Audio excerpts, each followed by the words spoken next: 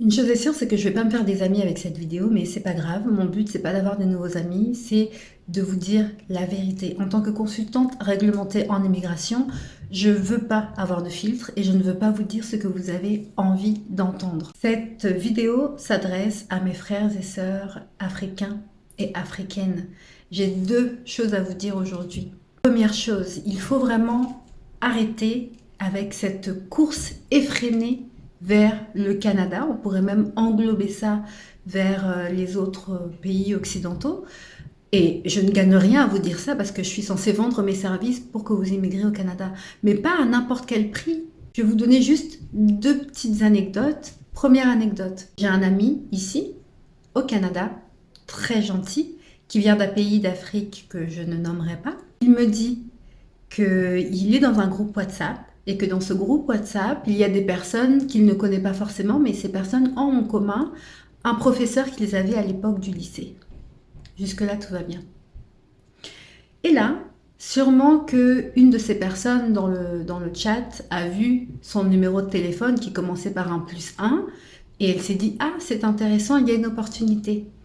Elle écrit à mon amie qu'elle ne connaît ni d'Adam ni d'Ève. Elle lui dit « S'il te plaît, est-ce que tu peux accueillir ma fille? Elle va venir au Canada. Est-ce que tu peux l'héberger? Est-ce que tu peux, s'il te plaît, l'aider à trouver un travail ?» Cette personne-là ne connaît pas mon ami. Elle ne sait pas dans quelles conditions lui, il vit ici au Canada. Elle veut envoyer sa fille à un inconnu. Moi, mon ami, je le connais, c'est une personne très très bien. Mais elle ne le sait pas, ça.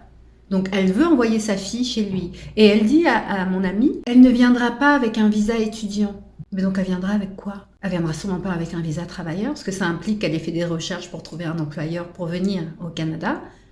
Elle ne viendra pas avec un visa étudiant, donc elle ne va pas étudier, donc elle va venir avec quoi? Donc moi, je suppose qu'elle viendra avec un visa visiteur. Comment, avec un visa visiteur, elle va trouver du travail ici?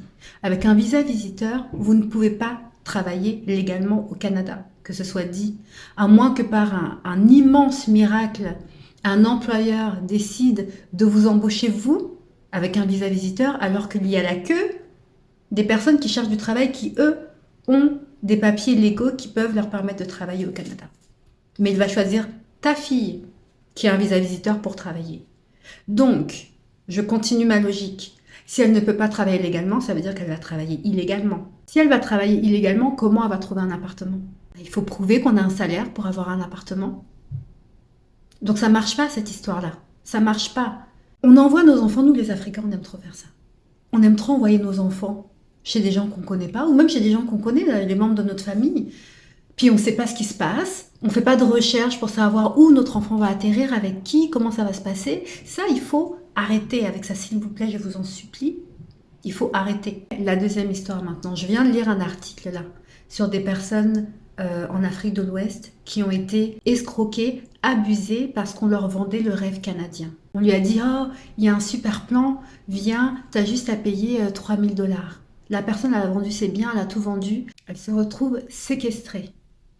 C'est pas juste une personne, c'est plusieurs personnes. En ce moment, c'est n'importe quoi. Donc vous, on vous dit, il y a un super plan pour aller au Canada, tu as juste à payer 3000 $ pour les démarches et c'est dans la poche. Ce genre de discours, déjà, ça devrait vous mettre la puce à l'oreille qu'il y a un problème là. C'est drapeau rouge, c'est un red flag comme on dit.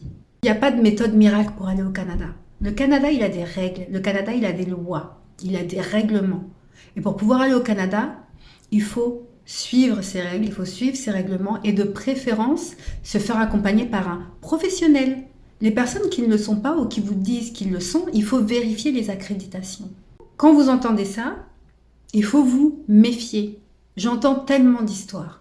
J'ai des gens qui viennent me voir et qui me disent « J'ai essayé d'immigrer au Canada, j'ai fait affaire avec une agence ici dans mon pays, j'ai payé 12 000 $, jusqu'à aujourd'hui, il n'y a rien qui s'est passé. » Bah oui. Vous avez dans vos mains ce qu'on appelle un téléphone. Ok? Je sais que vous en avez tous, et je sais que vous passez énormément de temps dessus. Dans ce petit téléphone-là, il y a toute la connaissance du monde, et notamment les lois, règlements et programmes du Canada. Vous avez même les sites internet où vous pouvez vérifier l'accréditation d'une personne, l'accréditation d'un consultant, voir s'il y a eu des amendes, voir s'il y a eu des plaintes. les accréditations des avocats. Est-ce qu'ils pratiquent toujours? Vous avez tout là, dans ce petit téléphone, vous avez tout. Il faut faire des recherches par vous-même avant de dire oui à n'importe qui, avant d'envoyer vos enfants n'importe où. Lisez. Vous savez ce qu'on dit? On dit toujours le plus grand mal des Africains, c'est qu'ils ne lisent pas. Mais c'est vrai, on ne lit pas. On s'appuie sur des gens qui nous ont dit. On s'appuie sur des gens qui sont là-bas et qui ont apparemment la belle vie parce qu'ils se prennent en photo devant des voitures qui ne sont même pas à eux. Il faut arrêter. Le rêve canadien, c'est bien, mais pas à n'importe quel prix. S'il vous plaît. Quand quelqu'un vient vous voir et vous dit « il y a possibilité d'aller au Canada si tu fais ça », non. Cherchez sur Internet un professionnel. Demandez l'avis des gens autour de vous. Posez des questions sur Internet, allez sur des forums, je ne sais pas.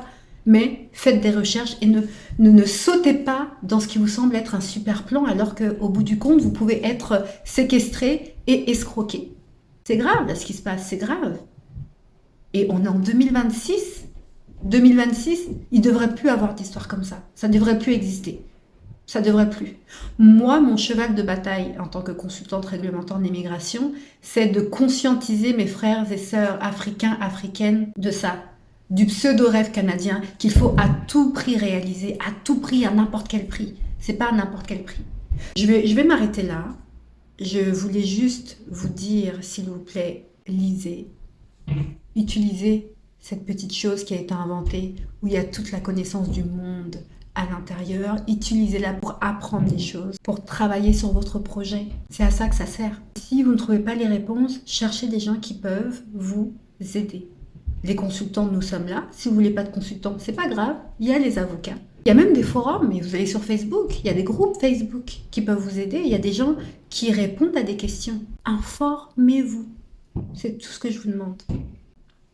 Sur ce, je vous souhaite une très belle année 2026 sous les signes de la réussite, de la clarté et de la prudence. Prenez soin de vous.